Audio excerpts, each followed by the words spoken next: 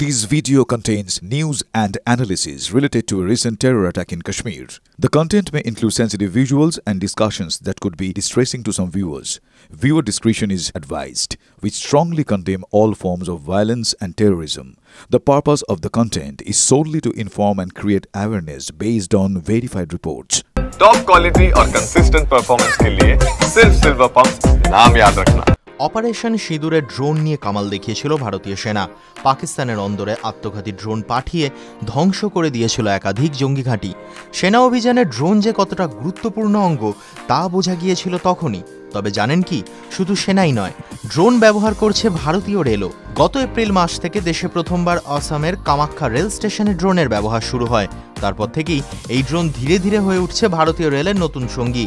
কিন্তু কি কাজে শেষমেশ ড্রোন ব্যবহার করছে ভারতীয় রেল? জানা গিয়েছে, স্টেশন ও ট্রেনের কোচ পরিষ্কারের কাজেই নতুন যুগের ড্রোনের উপর ভরসা রেখেছে ভারতীয় রেল। রেল মন্ত্রক তরফে জানা গিয়েছে, এতদিন পর্যন্ত এই ট্রেন ও স্টেশন পরিষ্কারের কাজে বাড়তি অস্থায়ী কর্মী নিয়োগ করতে হতো রেলকে, যা একাধারে খরচদায়ক, পাশাপাশি নিরাপত্তা নিয়েও ঝুঁকি থাকতো বেশ। যা ঠেকাতেই এই ব্যবস্থা নিয়েছে ভারতীয় রেলের উত্তর পূর্ব ডিভিশন। গত মাসে রেলের এই উদ্যোগ নিয়ে একটি ভিডিও পোস্ট করেন বিজেপি নেতা দিলীপ ঘোষ। সেই পোস্টে তিনি লেখেন, ভারতীয় রেল আজ ট্রেনের কোচ পরিষ্কারের জন্য ড্রোনের ব্যবহার করছে, যা নতুন ভারতেরই পরিচয়। দেশের বিকাশের জন্য আধুনিক যন্ত্র ব্যবহার অনিবার্য। TV9 Bangla digital.